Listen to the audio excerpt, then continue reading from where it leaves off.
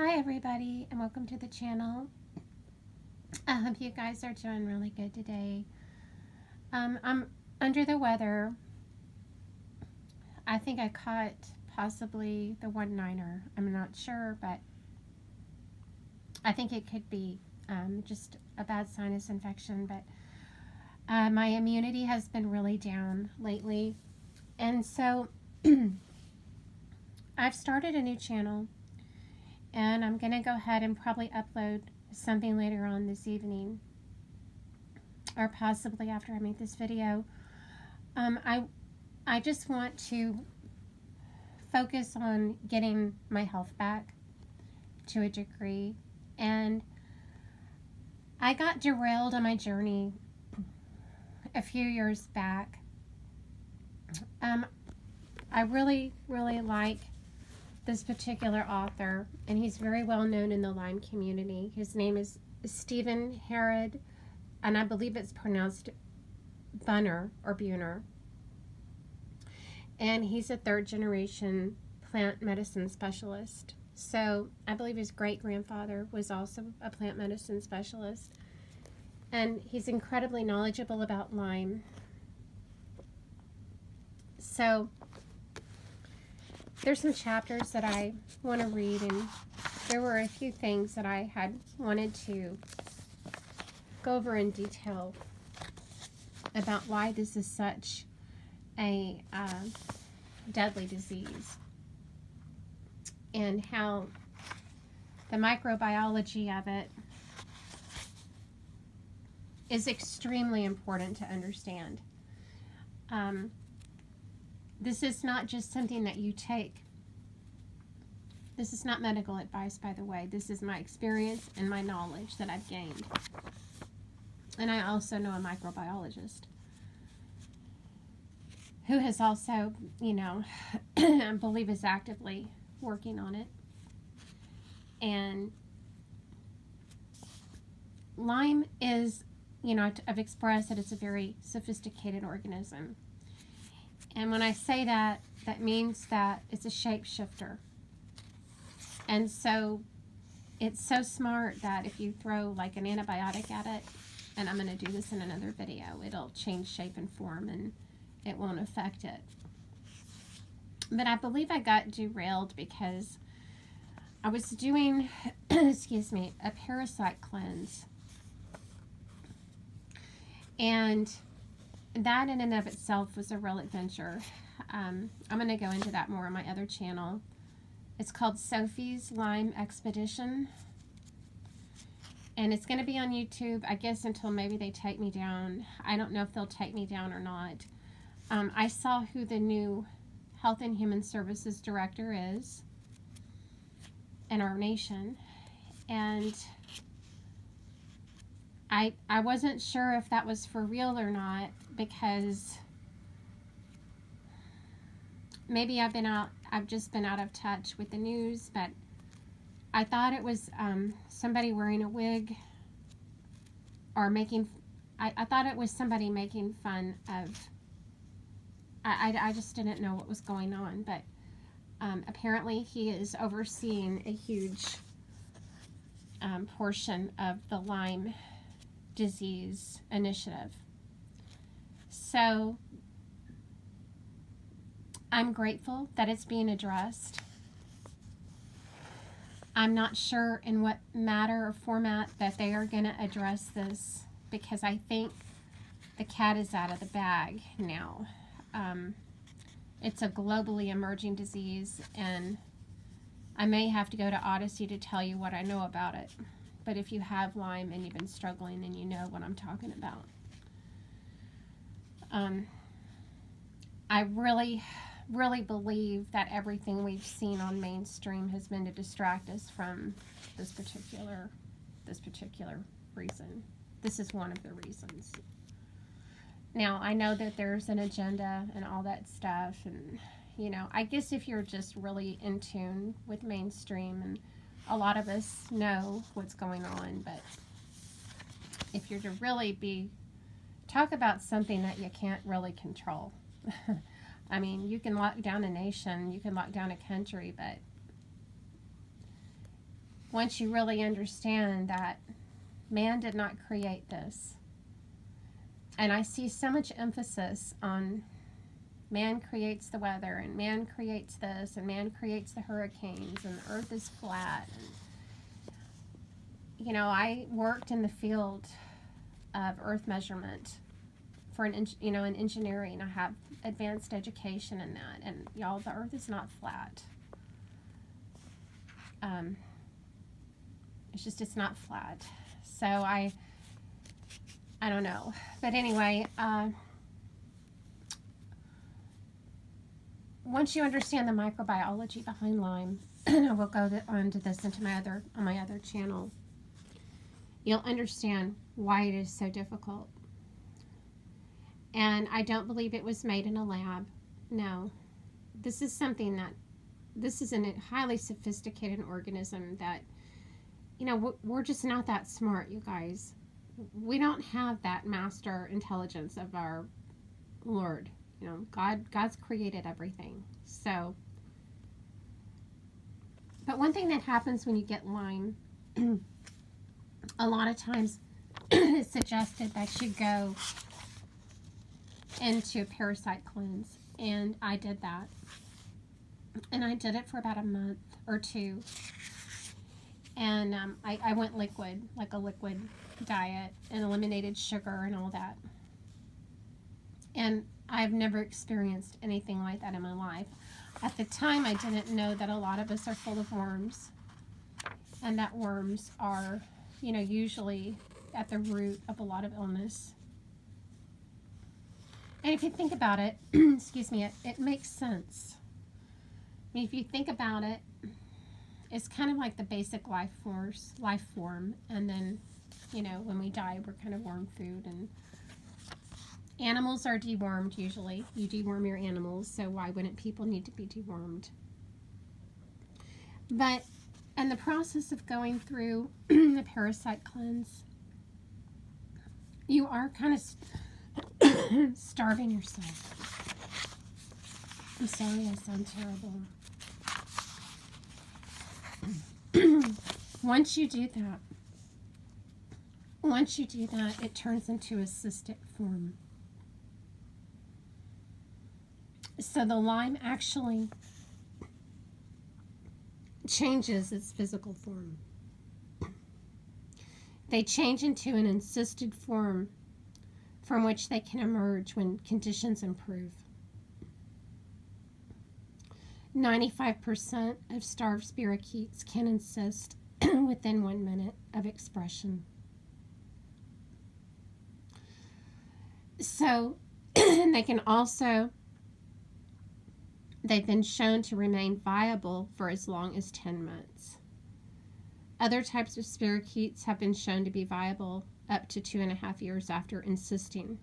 See, so they know how to protect themselves. Lyme spirochetes in their encysted form have been shown to survive both freezing and thawing and still be capable of infecting test animals. Because of the constant urination of infected animals, these encysted forms of organism liberally cover the soil and plants in areas where Lyme disease is endemic, which is everywhere, you guys. It's global. And I just don't see how anybody can ignore that fact. Now, YouTube might take me down for that, but be honest with you guys, I bet there's a lot of people at YouTube that have Lyme. I know there are. I've said that I don't know that many people with it, but I know of a lot of people with it, actually. And I went to church about 2 years ago before I really felt really extraordinarily ill. And that particular congregation had about 4 people that had it really severely. And one girl had just gotten out of a wheelchair, and I had actually taught school with her. It was really bizarre. And I had to quit my job because of that, of it getting into my system. So, in certain areas. So these encysted forms of organisms liberally, they cover the soil and plants. Okay, so you got to know that they live in the mud. And then the animals that then take these encysted forms inside themselves through browsing can be infected by viable spirochetes. They do live in the intestinal tract quite well. They do. That is something that I know. So, you know, for me, this is not medical advice, but a lot of probiotics. And right now, since I did get sick, and I live, you know, we all live in an endemic area. So, in my opinion, no one is totally safe, I guess, unless you live in a bunker with the elite. I don't know. I'm sure a lot of their family members have it too, so I'm sure. I wanted to probably cover this in my other video about it living, about how it colonizes and that type of thing. And I just really don't know if this is something that I might have to move to Odyssey on, because I don't want to make the people at YouTube, you know, it's a private company, and I don't want to violate their terms and conditions, and it is a medical issue, so they might have a problem with me. But I'll be as, and I'm going to be careful with it, but I really pray that the face of our, you know, I really pray that our Health and Human Services Director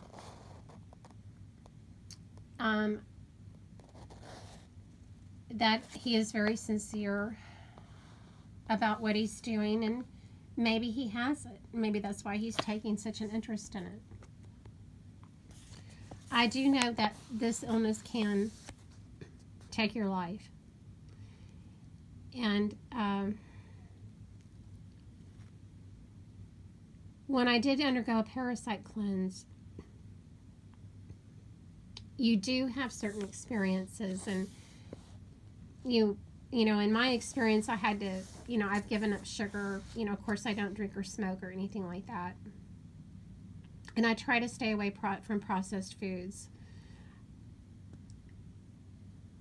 And, you know, you really can't starve it. And I kind of had been doing that. I thought I could starve the worms out. And after I had been doing that for a while, I ran across this, and it really shocked me. And